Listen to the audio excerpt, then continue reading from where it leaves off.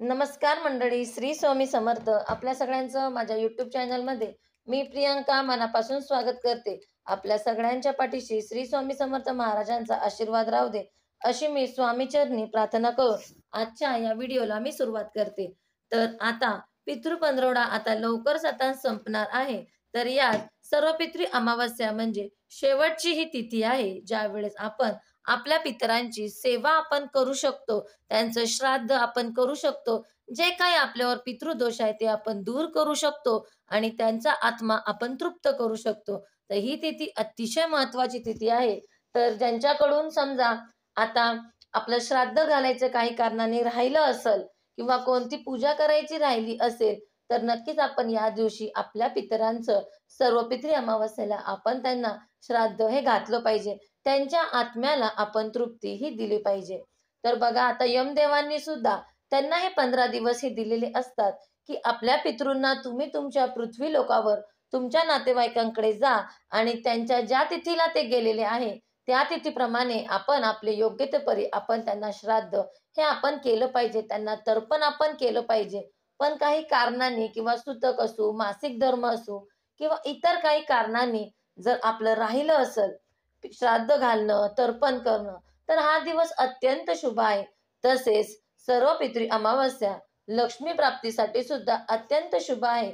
या दिवशी आपण जे काही उपाय करतो, जे काही वाचन करतो, ते सर्व आपल्या पितरांना लागतं. पितरांचा आपल्याला आशीर्वाद मिळतो आणि ज्या दिवशी पितरांचा आपल्यावर आशीर्वाद राहतो, तर आपली सगळी अडलेली कामं ही पूर्ण होतात आणि आपल्याला जीवनामध्ये आपण यशाच्या शिखरापर्यंत पोहोचतो. तर चला मग आपण या सर्व पितृ अमावस्येला आपण काय उपाय असे करू शकतो, की जेणेकरून आपल्याला पितरांचा आशीर्वाद मिळेल व लक्ष्मी प्राप्तीसाठी आपण जे काही काम करतोय, आपली जी लक्ष्मी आहे ती स्थिर राहण्यास मदत होईल.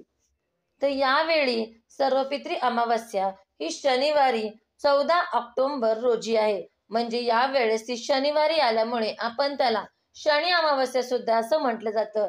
तर ही अमावस्या तसं तर 13 ऑक्टोबर रोजी रात्री 9:51 सुरू होत आहे व अमावस्या शनिवारी रात्री 11:25 ही राहणार आहे. तर शास्त्रानुसार सर्व पितृ अमावस्येचा दिवस हा खूप खास व शुभ मानला जातो. सर्व पितृ अमावस्या तिथीला श्राद्ध पक्ष किंवा पितृपक्ष समाप्ती असे सुद्धा म्हणतात. भारतात सगळ्या ठिकाणी आपण हे वेगवेगळ्या ठिकाणी श्राद्ध केलं जातं, तर्पण केलं जातं. तसेच त्याला पितृमोक्ष अमावस्या या नावाने सुद्धा ओळखलं जातं. तर या दिवशी जे काही आपण पितरांचे स्मरण करणार आहे, त्यांच्या मोक्षासाठी जे काही दान करणार आहे, त्यांच्या शांतीसाठी जी काही प्रार्थना करणार आहे, ती सर्वोत्तम मानली जाते, ती त्यांच्यापर्यंत पोहोचली जाते. तर बघा, आता सर्व पितृ अमावस्येला आपण काय करू शकतो. तर या अमावस्येच्या दिवशी सकाळी लवकर उठून अंघोळ करायची, शुभ वस्त्र परिधान करायचे. यानंतर आपल्याला आपल्या पितरांचं स्मरण करायचं आहे व सूर्याला अर्घ्य अर्पण करून त्यांचं आपल्याला श्राद्ध करायचं आहे. आपण या अमावस्येला काही कारणांनी जर राहिलं असेल इतर तिथीला घालायचं, तर या तिथीला घातले तरीही चालेल आणि ज्यांनी घातलंही असेल त्यांच्या योग्य त्या तिथीप्रमाणे पण भरपूर पितृदोष असेल, तर पुन्हा एकदा घातलं तरी काही हरकत नाही. अमावस्येला आपण खीर, पुरी, भाजी हा पूर्णपैकी व्यवस्थित असा आपण स्वयंपाक आपण त्यांना केला पाहिजे. शक्यतो आपण कांदा, लसूण हा वर्ज्य केला पाहिजे. ज्यावेळेस आपण स्वयंपाक करत असतो त्यावेळेस सुद्धा आपल्याला आपल्या पूर्वजांचे स्मरण करूनच आपण हा स्वयंपाक पूर्ण केला पाहिजे. तसेच ज्यांना शक्य आहे त्यांनी नक्कीच ब्राह्मणांना अन्नदान केलं पाहिजे, दक्षिणा त्यांना दिली पाहिजे.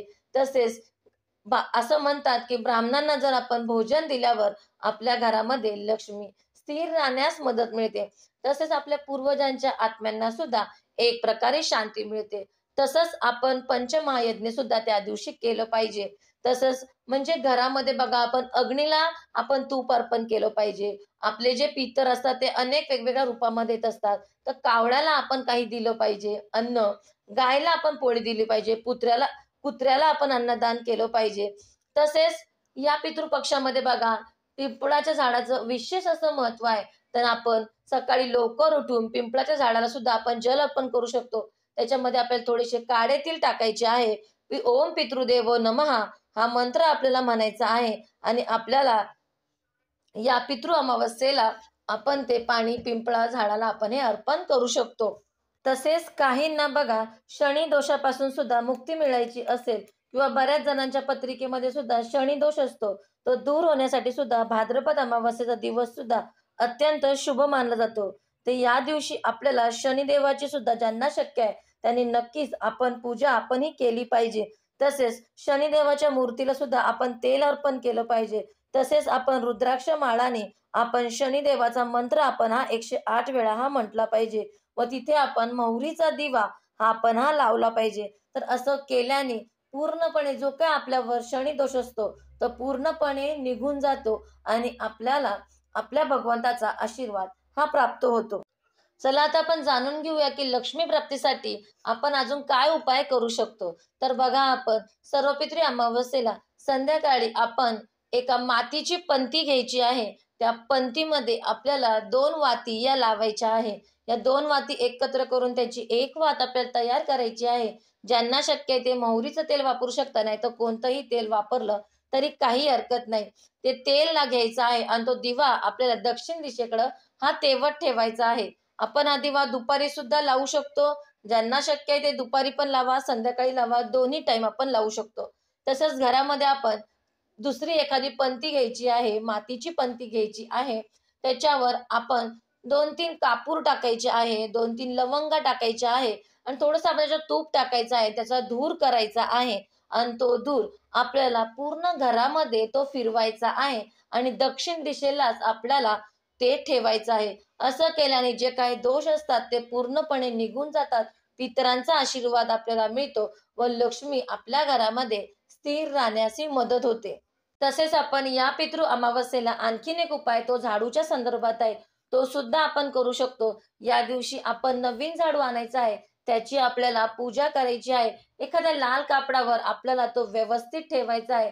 त्याची जी मूठ असते जिथं आपण पकडतो त्या ठिकाणी लाल कलरचा धागा आपल्याला बांधायचा आहे. हळद कुंकू व्हायचा आहे. त्याची पूजा करायची आहे. माता लक्ष्मीलाही प्रार्थना करायची आहे की आमच्या घरात जे काही दोष असतील ते या दिवशी सगळे जाऊ दे, पितरांचा आशीर्वाद मिळू दे. आमच्याकडनं ज्या चुका झाल्या आहेत त्यांना आम्ही क्षमा मागतो. पुन्हा असं होऊ नये अशी प्रार्थना आपल्याला करायची आहे. लक्ष्मी मातेचा मंत्र आपल्याला म्हणायचा आहे.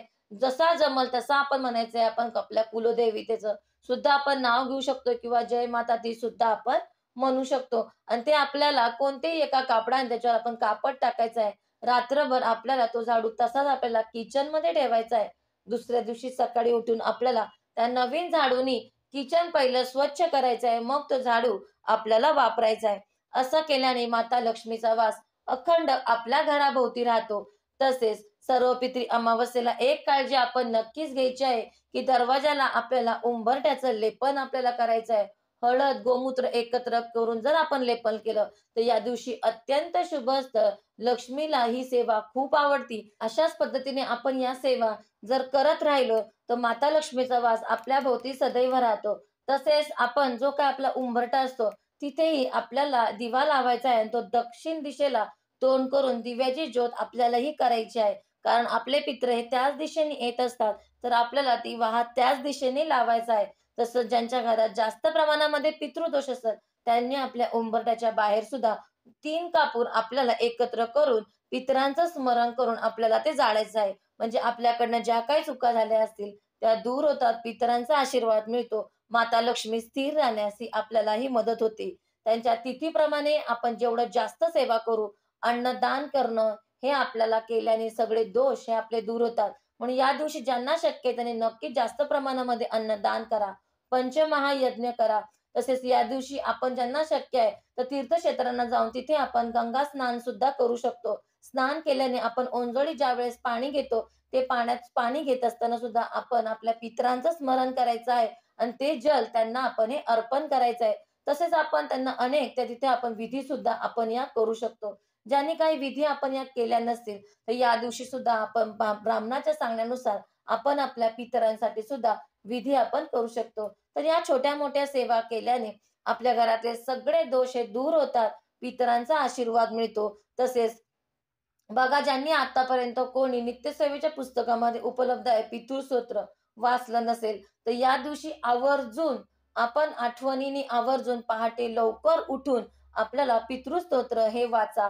हे वाचन केल्याने नक्कीच पितरांना मोक्ष प्राप्त मिळतो, त्यांना तृप्ती मिळते. तसेच या दिवशी ज्यांना वेळ काढा थोडासा आपल्या पितरांसाठी आणि आपण भागवत पारायण करा. संक्षिप्त भागवत हे नित्यसेवे स्वामी केंद्रामध्ये उपलब्ध आहे. आपण तो ग्रंथ आणा आणि या दिवशी त्याच्या ग्रंथाची पूजा करा आणि आपल्याच पितरांचं स्मरण करून ते पूर्णपैकी वाचा.